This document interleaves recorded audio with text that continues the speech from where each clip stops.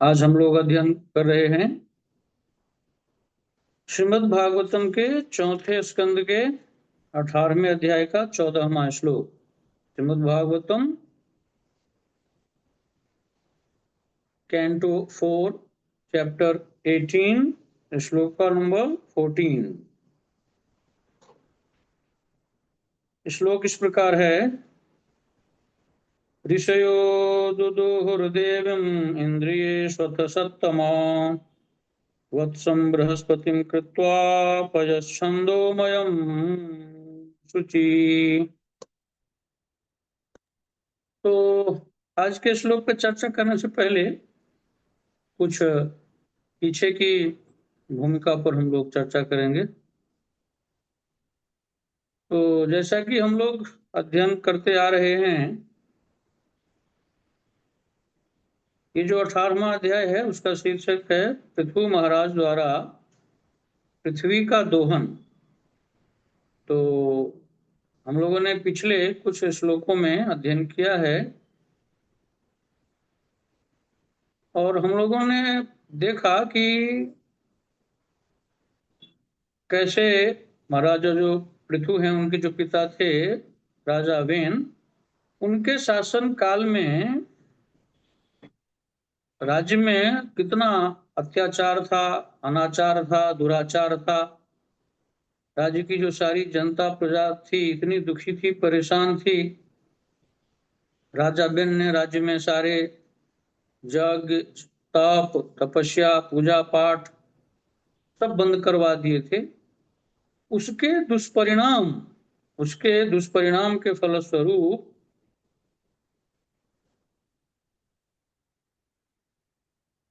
पृथ्वी में जो उर्वरा शक्ति थी, यानी पृथ्वी जो हमें अन्न देती हैं, धान, गेहूं, फल, सब्जियां, जो जीवन यापन के लिए आवश्यक वस्तुएं हैं, सारी पृथ्वी माता हमें देती हैं।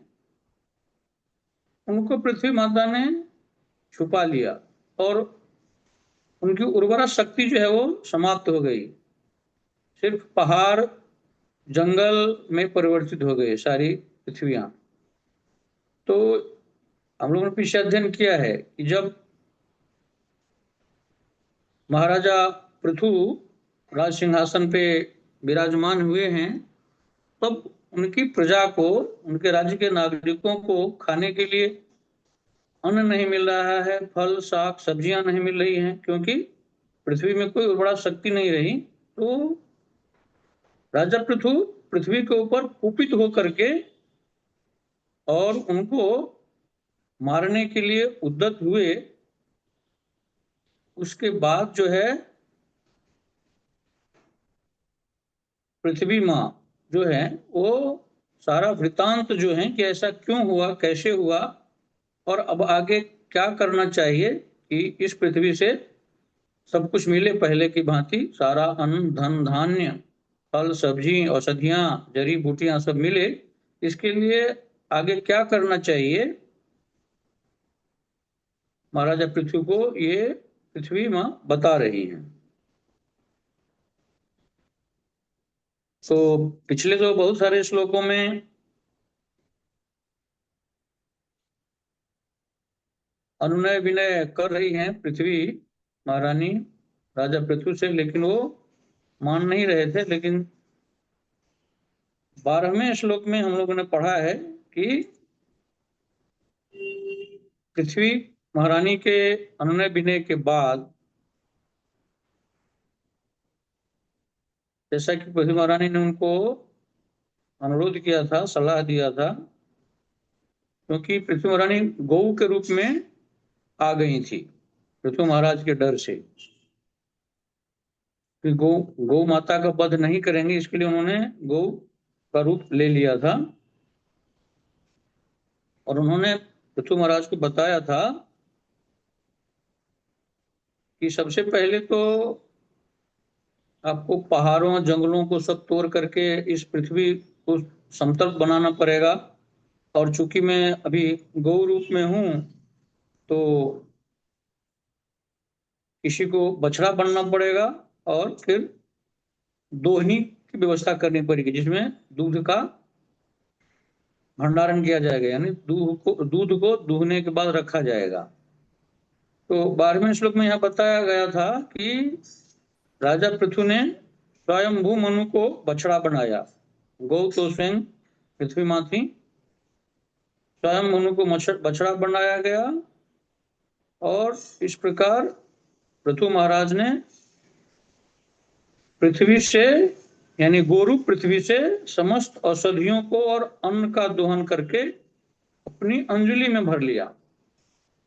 तो लोगों का प्रश्न हो सकता है कि अंजलि तो छोटा है, तो अंजलि में कितना दूध आया होगा। तो हम लोगों ने पढ़ा है, ज्ञात है कि महाराजा जो पृथु हैं वो कौन है? भगवान ही हैं, भगवान के शक्त्यावेश अवतार हैं। तो उनकी अंजलि हो या कुछ भी हो, वो असीमित होता है। 12वें श्लोक में बताया गया है कि महाराज पृथु ने स्वयं मनु को बछड़ा बनाया और गोरु पृथ्वी से समस्त औषधियों को और अन्न का दोहन किया, ताकि उनके राज्य के प्रजा को, नागरिक को खूब धन धान्य अन्न मिले, औषधि मिले, फल सब्जी सब मिले, ताकि उनके जीवन यापन में किसी तरह की कोई दिक्कत न हो, परेशानी न हो। अब आज का जो प्रस्तुत श्लोक है, श्लोक संख्या 14, उसके अनुवाद में हम लोगों ने पढ़ा है। क्या है अनुवाद में? समस्त ऋषियों ने बृहस्पति को बछड़ा बनाया। अब बारी आई समस्त ऋषि मुनियों की। तो ऋषि मुनियों ने क्या किया? पृथ्वी माँ जो है गौ रूप में है, गौ के रूप में, और बछड़ा उन्होंने समस्त देवताओं के गुरु बृहस्पति को उन्होंने बछड़ा बनाया, और सारी इंद्रियों को उन्होंने दोहनी बनाया। उन्होंने शब्द, मन तथा श्रवण को पवित्र करने वाले समस्त प्रकार के वैदिक ज्ञान को दूह लिया। जैसा कि हम लोगों ने अध्ययन किया था कि पृथु महाराज के पिता राजा वेन के समय में इतना अत्याचार, अनाचार, दुराचार हुआ, सारे ऋषि मुनियों को यज्ञ, तपस्या, पूजा पाठ सब बंद करवा दिया गया। तो उस समय में वैदिक ज्ञान भी ढक गई थी, तो लुप्त प्राय सी हो गई थी। तो सारे ऋषि मुनियों को अब क्या चाहिए? वही वैदिक ज्ञान चाहिए, शास्त्रीय ज्ञान चाहिए। तो इसके लिए ऋषि मुनियों ने क्या किया? देवताओं के गुरु बृहस्पति जी को बछड़ा बनाया, पृथ्वी माता गौ रूप में थी, और सारे इंद्रियों को दोहनी बनाया, ताकि जितना उनको शास्त्रीय ज्ञान, वैदिक ज्ञान की आवश्यकता थी, जो राजा बिन के समय में लुप्त हो गई थी, ढक गई थी, पृथ्वी में समा गई थी, उनको पुनः सारे वैदिक ज्ञान को वो लोग अर्जित करके सारे इंद्रियों के द्वारा अपने में समा सकें। तो इस तरह से समस्त ऋषि मुनियों ने ऐसा किया। अभी तात्पर्य में जगत गुरु श्री प्रभुपाद जी बता रहे हैं, बृहस्पति स्वर्ग के पुरोहित हैं। ऋषियों ने तार्किक विधि से बृहस्पति के माध्यम से मानव समाज के लाभ के लिए न केवल इस लोक में वरन समस्त ब्रह्मांडों में वैदिक ज्ञान प्राप्त किया। तो ऋषि मुनियों ने अपने लिए नहीं बल्कि पूरे मानव समाज के लिए, क्योंकि संतों का, महात्माओं का, ऋषि मुनियों का जो परम ध्येय होता है वो होता है सिर्फ मानव कल्याण के लिए, समाज के कल्याण के लिए। तो वैदिक ज्ञान का पुनः अर्जन उन्होंने समाज के लाभ के लिए, मानव समाज के लाभ के लिए ही उन्होंने किया। आगे प्रभुपाद जी बता रहे हैं, वैदिक ज्ञान को मानव समाज की आवश्यकता माना जाता है। यदि मानव समाज पृथ्वी से शरीर भरण के लिए अन्न तथा अन्य आवश्यक वस्तुएं लेकर संतुष्ट हो जाएं, तो समाज पर्याप्त उन्नति नहीं कर सकता। प्रभुपाद जी भी यहाँ पे वैदिक ज्ञान पर जोर दे रहे हैं और बता रहे हैं कि अगर पृथ्वी से मानव समाज को केवल अन्न मिल जाए, फल सब्जियां, दुग्ध, औषधियां ये सब मिल जाएं तो सिर्फ इस शरीर भर का पोषण हो सकता है, क्योंकि शरीर रक्षा के लिए ये सब चीजें चाहिए, इनकी आवश्यकता है। लेकिन परम ज्ञान के लिए, परम ज्ञान मतलब सांसारिक ज्ञान नहीं, भौतिक ज्ञान नहीं, परम ज्ञान मतलब भगवान के विषय में ज्ञान, कि भगवान को हम कैसे जाने, इसके लिए वैदिक ज्ञान की बातें कर रहे हैं जगत गुरु श्रील प्रभुपाद जी, कि मनुष्य को मानव जीवन सार्थक करने के लिए वैदिक ज्ञान चाहिए। वैदिक ज्ञान मतलब जो वेदों से प्राप्त हुआ है। जैसा कि हम सब लोग जानते हैं कि सर्वप्रथम जो है 4 वेद की उत्पत्ति हुई भगवान के मुख से, ऋग्वेद, सामवेद, यजुर्वेद, अथर्ववेद। तो सिर्फ ये पहले 4 वेद ही थे। ये चारों वेदों का जो मुख्य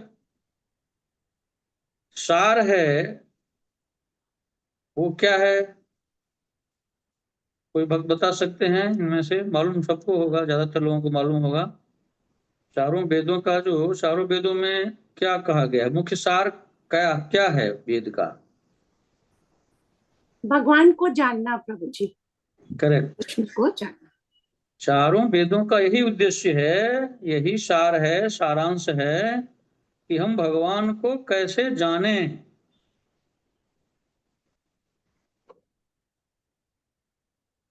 उसके बाद तो चारों वेदों के बाद जो वेद व्यास जी हैं, भगवान के सत्यावीस अवतार ही हैं, उन्होंने उसी वेदों से फिर 18 पुराण का, 108 उपनिषद का, महाभारत, श्रीमद् भागवतम जिसका हम अध्ययन कर रहे हैं, इन सारे महाग्रंथों का उन्होंने रचना किया। तो इन सारे ग्रंथों का, पुराणों का, उपनिषदों का यही उद्देश्य है कि हम भगवान को कैसे जानें, भगवान से हम कैसे प्रेम करें, भगवान की हम कैसे भक्ति करें, यही बताया गया है। और सबसे एक प्रमुख बात तो आगे बता रहे हैं प्रभुपाद जी,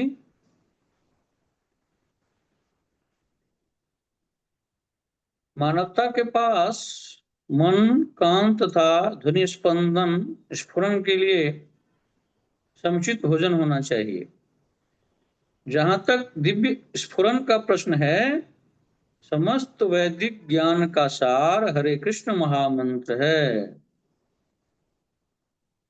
जगत गुरु श्रील प्रभुपाद जी इस श्लोक के तात्पर्य में बता रहे हैं कि समस्त वैदिक ज्ञान, वैदिक ज्ञान मतलब जितने भी वैदिक साहित्य हैं, मतलब चारों वेद ही नहीं, चारों वेद के बाद जो ये 18 पुराण है, 108 उपनिषद हैं, महाभारत है, ये सब वैदिक ज्ञान ही देने वाले सारे ग्रंथ हैं। तो इन सारे वैदिक ज्ञान का जो सार है वो हरे कृष्ण महामंत्र है।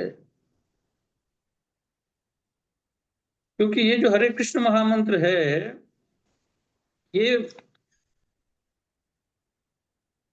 वेदों से ही आया है। वेदों मतलब ये जो 108 उपनिषद हैं और 18 पुराण हैं, ये वेदों की ही एक मतलब शाखा है, ब्रांचेज हैं। ब्रांच मतलब शाखा कहते हैं उसको। तो कली संतरण उपनिषद जो है, उसमें से ही ये हरे कृष्ण महामंत्र निकला है। मतलब कली संतरण उपनिषद में ये महामंत्र है। तो लेकिन उस कली संतरण उपनिषद में चूंकि वेद का जो मंत्र होता है उसको हम किसी भी अवस्था में और कहीं भी नहीं ले सकते हैं, इसके लिए वेदों में जो है वो पहले हरे राम है, हरे राम राम राम हरे हरे, हरे कृष्ण कृष्ण कृष्ण हरे हरे। तो ये वेद का मंत्र है। तो इसको लेने के लिए हमेशा पवित्र अवस्था में रहना जरूरी होता है।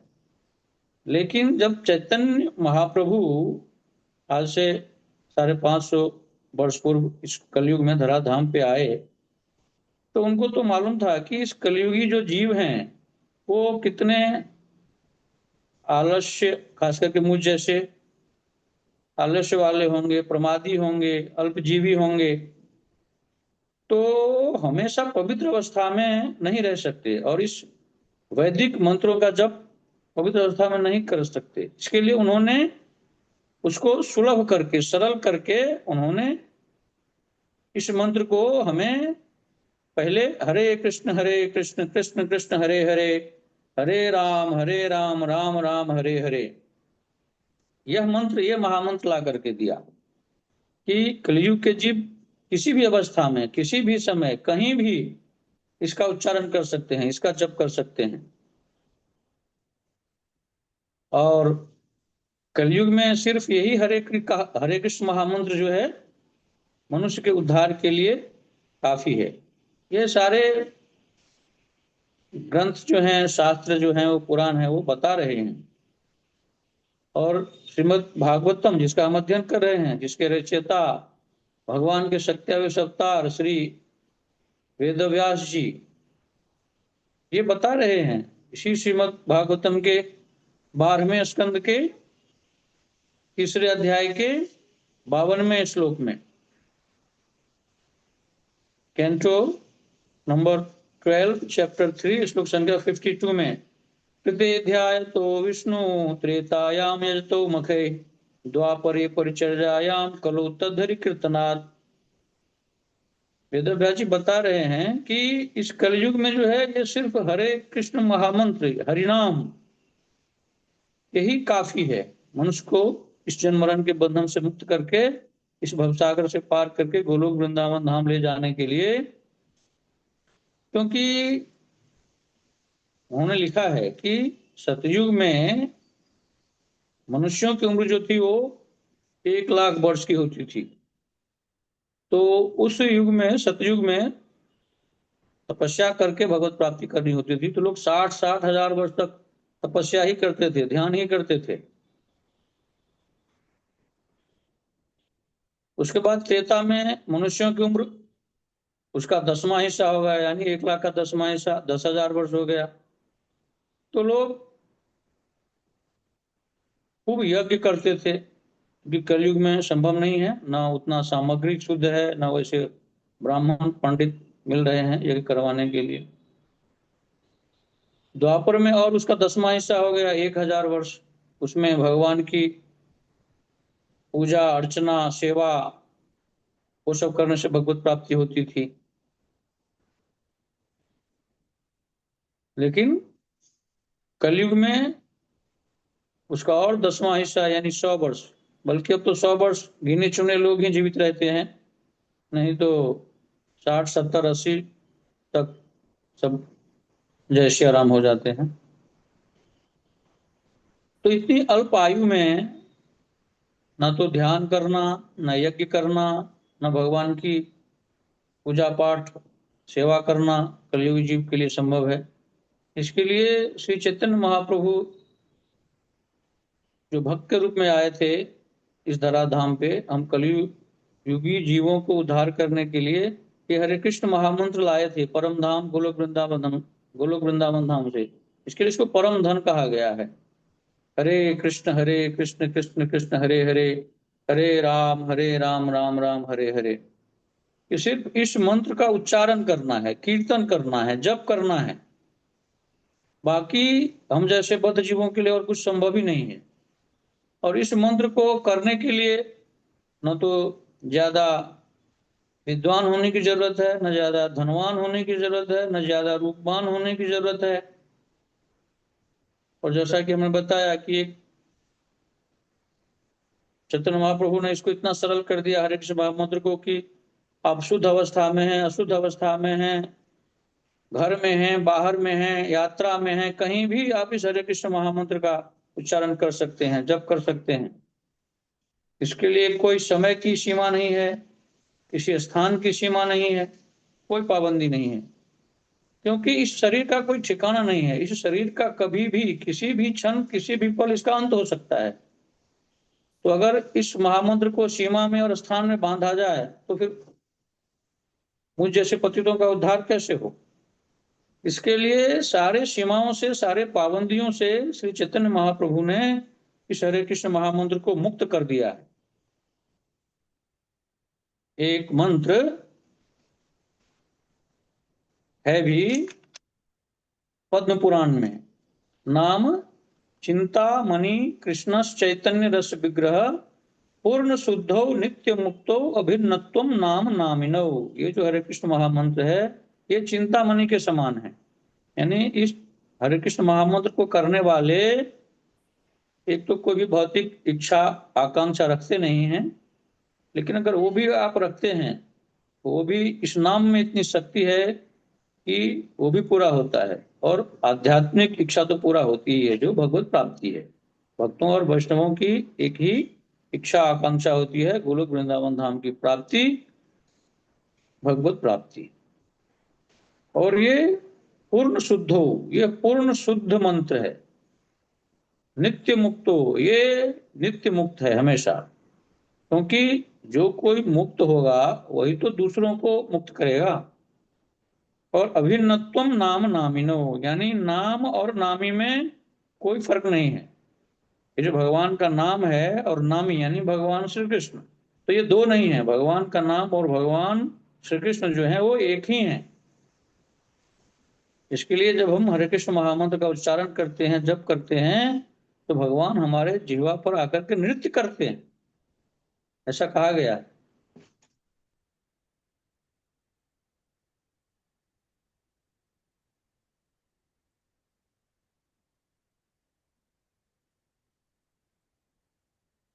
और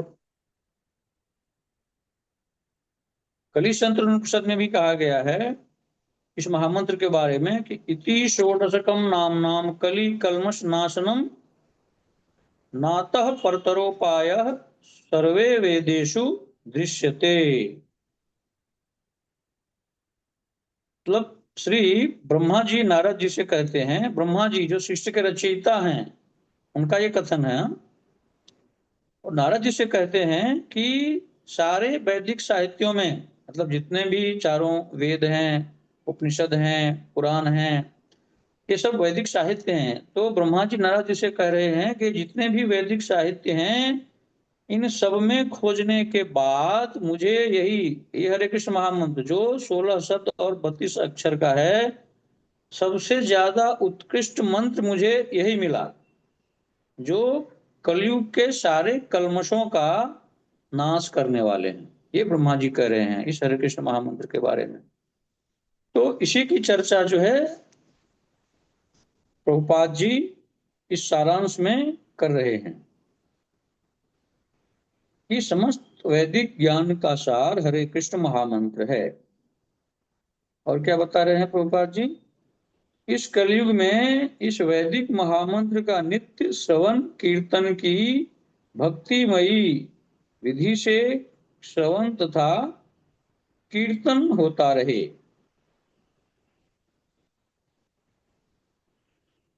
इस कलयुग में इस वैदिक महामंत्र का नित्य श्रवण कीर्तन की भक्तिमयी विधि से श्रवण कीर्तन होता रहे, तो समस्त समाज पवित्र हो जाए और मानवता भौतिक भौतिक तथा आध्यात्मिक रूप से सुखी रहे।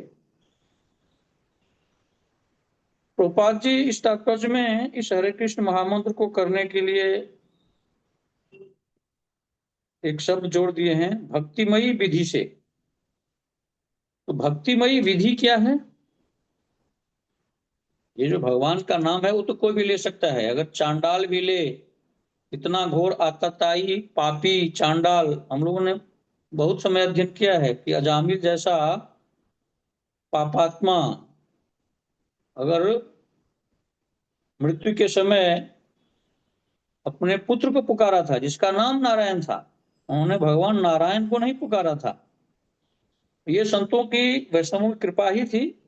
ये कथा आप सब लोगों को मालूम है, कितनी बार चर्चा हो चुकी है कि संतों और वैष्णवों की कृपा से, उनके आदेश से ही उन्होंने अपने पुत्र का नाम नारायण रखा था। और मृत्यु के समय जब यमदूत आए थे उनको नरक ले जाने के लिए, क्योंकि बहुत घोर पापाचार किए थे उन्होंने, वेश्यागामी थे वो, तो वो घोर वेश्यागामी पापाचारी जो अजामिल थे, उससे पहले तो वो एक बहुत बड़े कर्मकांडी ब्राह्मण थे, लेकिन बाद में वो उनका पतन हो गया, एक वेश्या के चक्कर में वो वेश्यागामी हो गए। लेकिन मृत्यु के समय उन्होंने अपने पुत्र का नाम, जिसका नाम नारायण था, उनको पुकारा, तो भी उनको नरक नहीं जाना पड़ा। बाद में फिर वो हरि का भजन किए, भगवान का भजन किए, और फिर विष्णुदूत आकर के उनको विष्णुलोक लेकर के गए। तो हम लोगों ने काफी अध्ययन किया है। महर्षि वाल्मीकि जो इतने बड़े डाकू थे, लोगों का वस्तु पदार्थ धन संपत्ति छीनना और उनकी हत्या कर देना, ऐसे वो लोग पाप करते थे। और वो भी भगवान का नाम लेकर के, और वो भी भगवान का नाम ठीक से नहीं, उल्टा नाम। जैसे भगवान का मर्यादा पुरुषोत्तम का नाम राम है, तो उनका जो कुकृत्य था वो राम भी नहीं ले सके। मरा मरा मरा मरा जपे, जो जल्दी जल्दी बोलने से राम राम हो जाता है, वो करने से वो इतने बड़े महर्षि हो गए कि रामावतार के पहले ही उन्होंने वाल्मीकि रामायण की रचना कर दी।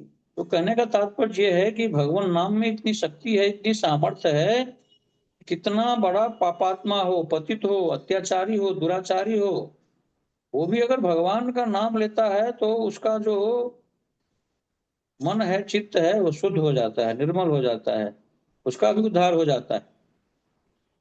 तो भगवान का नाम तो कोई भी ले सकता है, लेकिन अगर रूपा जी से बता रहे हैं कि भक्तिमयी विधि से अगर लिया जाए, वो भक्तिमयी विधि ये है कि हम पहले गुरु के शरणागत हों। ये ये गुरु की शरणागति जो होती है वो भी नाम ही करेगा। इसके लिए हमारे इस्कॉन में जो सत्संग होता है, कथा होती है, जितने सारे सेंटर्स हैं, तो उनमें बताया जाता है कि आप पहले एक माला से या दो माला से सिर्फ आप शुरुआत कीजिए। जो लोग हरिनाम नहीं करते होते हैं उनको बताया जाता है कि अगर आप बिल्कुल ही नहीं कर रहे हैं तो कम से कम एक माला से आप शुरू तो कीजिए। तो जैसे जैसे इस हरिनाम को आप करेंगे, तो इस हरिनाम में इतनी शक्ति है कि जो हमें अनंत जन्मों का, जो हमने कुकृत्य किया है, कुकर्म किया है, पाप किया है अनंत जन्मों में, उसके कारण जो हमारे अंतःकरण जो है, चित्त में जो मलिनता है, कल्मश है, गंदगी है, मलिनता है, वो ये हरे कृष्ण महामंत्र जो है उसको शुद्ध करता है, उस चित्त को, उस मल का नाश करता है। और इस हरिनाम का ही महिमा है कि वो फिर हमें गुरु तक लेके जाते हैं, क्योंकि गुरु तो करना पड़ेगा, क्योंकि गुरु बिनु भव निधि तरई न कोई, जौ विरंच शंकर सम हुई। रामचरितमानस में श्री तुलसीदास जी लिखते हैं कि भगवान के समान शंकर जी भी हैं, वो भी अगर हो तो उनका भी जो है उद्धार बगैर गुरु के नहीं हो सकता है। इसके लिए उन्होंने भगवान राम को ही गुरु माना ना। तो अभी रामेश्वरम में जो भगवान शंकर की जो लिंग की स्थापना की थी भगवान मर्यादा पुरुषोत्तम श्री राम, तो भगवान श्री राम शंकर को गुरु मानते हैं और शंकर जी भगवान श्री राम को गुरु मानते हैं। और बाकी हम लोगों ने अध्ययन किया है कि भगवान श्री कृष्ण भी अगर द्वापर में मनुष्य का शरीर धारण करके आए थे तो संदीप ने मुनि जी को अपना गुरु बनाए थे। मर्यादा पुरुषोत्तम श्री राम त्रेता में आए थे इस धराधाम पे शरीर धारण करके, मनुष्य का शरीर लेकर के, तो उन्होंने भी गुरु जी को, गुरु वशिष्ठ जी को अपना गुरु बनाया था। तो ये भगवान को गुरु बनाने की कोई आवश्यकता नहीं है, लेकिन फिर भी हम लोगों को उन्होंने बताया कि अगर आप इस पृथ्वी लोक पे हैं और मनुष्य का शरीर है आपके पास, तो आपको गुरु धारण करना पड़ेगा। तो इसके लिए ये भक्तिमय विधि है जो प्रभुपाद जी बताए हैं। तो अगर हम गुरु के शरणागत हो जाते हैं, शरणापन्न हो जाते हैं भगवान के सामने, गुरु के सामने शरणापन्न होने का मतलब भगवान के सामने आत्मसमर्पण करना, यानी गुरु और भगवान में कोई अंतर नहीं होता है। इसके लिए कभी भी गुरु का जो शरीर होता है वो भौतिक नहीं होता है, वो चिन्मय होता है, वो आध्यात्मिक शरीर होता है उनका। इसके लिए गुरु को कभी मनुष्य नहीं मानना चाहिए, तो उसमें अपराध होता है, दोष लगता है। तो भगवान और गुरु जो है वो एक ही होते हैं। इसके लिए गुरु के सामने समर्पण करना, शरणागति करना, गुरु को वरण करना, फिर गुरु जो हमें दीक्षा देते हैं, यानी हमारा दूसरा जन्म होता है, आध्यात्मिक जन्म। एक तो इस भौतिक शरीर जो है हमारा, इसका एक कर्मी नाम होता है, और जब दीक्षा होने के बाद उनको आध्यात्मिक नाम मिलता है। तो यानी उनका दूसरा जन्म होता है, और उस दूसरे जन्म का जो पिता होते हैं हमारे गुरु महाराज होते हैं। तो फिर इस आध्यात्मिक जो हमको जन्म मिलता है, नाम दीक्षा जो होती है, हरिनाम दीक्षा जो मिलती है, उसके बाद फिर जब हम इस हरे कृष्ण महामंत्र को जपते हैं, तो फिर उसका जो कमाल होता है, चमत्कार होता है, वो फिर एक अलग होता है। और खास करके इस्कॉन में जो दीक्षा की विधि है, अभी भी हाल फिलहाल में भी कुछ भक्तों का दीक्षा हुआ है, वैष्णवों का। उनको मेरी तरफ से बहुत बहुत शुभकामना, बधाई, साष्टांग दंडवत प्रणाम। तो उन लोगों को पहले साल 2 साल तक जो 4 नियम हैं, रेगुलेटरी प्रिंसिपल्स जो हैं, मांसाहार नहीं करना, अवैध संबंध नहीं रखना, किसी प्रकार का नशा पान नहीं करना, जुआ नहीं खेलना किसी प्रकार का, और कम से कम हरे कृष्ण महामंत्र का 16 माला जप करना। जब कम से कम 1 साल 2 साल तक ये करते हैं, और उनके जो काउंसलर होते हैं वो उनके ऑब्जर्वेशन में रहते हैं कि ये इन सारे नियमों का साल 2 साल तक सख्ती से पालन करते हैं कि नहीं करते हैं, संतों वैष्णवों के संग में रहते हैं कि नहीं, सत्संग में जाते हैं कि नहीं, मंदिर जाते हैं कि नहीं। तो जब हमारे शिक्षा गुरु काउंसलर जब ये आश्वस्त हो जाते हैं, उनके ऑब्जर्वेशन में जब हम खरे उतर जाते हैं, तब वो रिकमेंड करते हैं स्थानीय मंदिर प्रशासन को कि ये अब दीक्षा लेने के लायक हैं। और फिर आपके जो श्रद्धेय गुरु होते हैं, जिनसे आपकी इच्छा होती है कि हम इनसे दीक्षा लें, वो गुरु महाराज आपको दीक्षा देते हैं। तो उसके बाद फिर जब इस महामंत्र का हम जप करते हैं, कीर्तन करते हैं, नाम लेते हैं, फिर वो बहुत तीव्र गति से वो अपना प्रभाव करता है हमारे मन पे, चित्त पे, अंतःकरण से। और जितना हम हरे कृष्ण महामंत्र का जप करते हैं, उसी जिस गति से हम करते हैं, और जितना शुद्ध पूर्ण आस्था, विश्वास, श्रद्धा, ध्यान से जितना हम जप करते हैं, उस हिसाब से हमारे अंतःकरण जो है, चित्त जो है, वो शुद्ध होता है, पवित्र होता है। कारण अनंत जन्मों का मल जो है, कल्मश जो है, हमारे चित्त में, अंतःकरण में भरा पड़ा है। अनंत जन्मों का हिसाब किताब है प्रारब्ध के अनुसार। और इस चित्त में, मन में, अंतःकरण में जो कल्मश है, काम, क्रोध, लोभ, मद, मोह, ईर्ष्या, द्वेष, छल, कपट, आलस्य, प्रमाद, ये सब धीरे धीरे जब नष्ट होता है, जितना जितना हमारा मन चित्त शुद्ध होता जाता है, उतना उतना हमारा मन जो है इस हरे कृष्ण महामंत्र को करने को करता है, यानी उतना रस मिलता है, उतना आनंद मिलता है।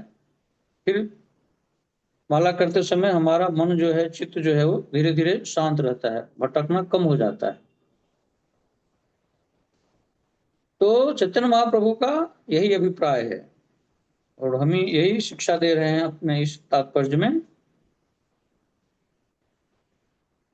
और बता रहे हैं कि श्रवण वैदिक महामंत्र का नित्य श्रवण कीर्तन की भक्तिमयी विधि से श्रवण तथा कीर्तन होता रहे तो समाज पवित्र हो जाए, समस्त समाज पवित्र हो जाए और मानवता भौतिक तथा आध्यात्मिक रूप से सुखी रहे।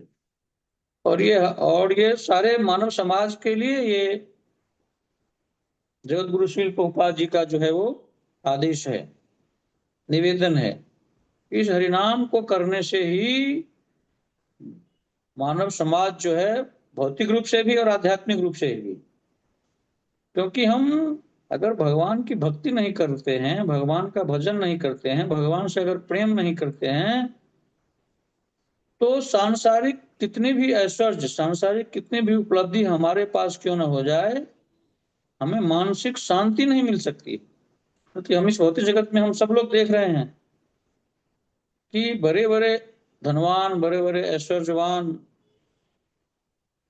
बड़े बड़े मान प्रतिष्ठा वाले, सांसारिक मान प्रतिष्ठा वाले हैं, लेकिन वो सुखी नहीं है, आनंदित नहीं है, अशांत रहते हैं। क्यों? क्योंकि उनके पास कोई आध्यात्मिक संपत्ति नहीं है।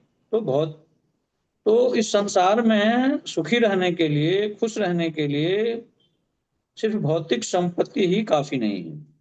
जिनके पास आध्यात्मिक संपत्ति नहीं है, यानी भगवान का नाम नहीं है, संतों वैष्णवों का संग नहीं है, उनको आध्यात्मिक सुख नहीं मिल सकता है। और अगर आध्यात्मिक सुख नहीं है, आध्यात्मिक संपत्ति नहीं है, तो फिर ये जितने भी सांसारिक भौतिक ऐश्वर्य हैं, सुख साधन हैं, ये सब कष्ट ही प्रदान करते हैं, ये परेशानी में ही डालते हैं, दुख ही देते हैं। क्योंकि भगवान ने इस पे अपना मोहर लगा दिया है। ये जो संसार है और संसार के जो सारे पदार्थ हैं, वैभव हैं, ये जो है वो अस्थाई हैं, अनित्य हैं, अशाश्वतम,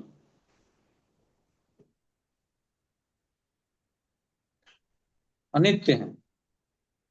ये भगवान ने मोहर लगा दिया है। इसके लिए प्रभुपाद जी बता रहे हैं कि इस संसार में भी भौतिक और आध्यात्मिक रूप से सुखी रहने के लिए इस हरे कृष्ण महामंत्र का भक्तिमयी रूप से, यानी गुरु के मार्गदर्शन में, गुरु ने हमें जो वैदिक भक्ति बताई है, साधना भक्ति बताई है, उस साधना भक्ति को करते हुए, गुरु के मार्गदर्शन में, संतों भक्तों और वैष्णवों के संग में रहते हुए हमें इस हरे कृष्ण महामंत्र का जाप, कीर्तन, सत्संग करना है। तभी जो है हम आध्यात्मिक रूप से सुखी रह पाएंगे और हमें आनंद मिलेगा। और हम आनंद ही नहीं, सुखी ही नहीं, इस जन्म मरण जरा व्याधि के चक्कर से मुक्त होकर के, इस भवसागर से पार होकर के, इस 84 लाख के बंधन से मुक्त होकर के हम सदा सदा के लिए अपना निवास स्थान जो गोलोक वृंदावन धाम है वहां पहुंच जाएंगे, जहां जाने के बाद फिर से इस मृत्यु लोक में आना नहीं पड़ता, फिर 84 लाख योनियों में भटकना नहीं पड़ता है। उस गोलोक वृंदावन धाम की प्राप्ति होगी सिर्फ और सिर्फ इस हरे कृष्ण महामंत्र का जप करने से, कीर्तन करने से, सत्संग करने से। ये प्रभुपाद जी बता रहे हैं इस आज के श्लोक के तात्पर्य में। तो इसी नोट के साथ हम आज के सत्र को विराम देते हैं। हरे कृष्णा, हरे कृष्णा, कृष्णा कृष्णा हरे हरे, हरे राम राम राम, हरे हरे। हरे कृष्णा माता जी।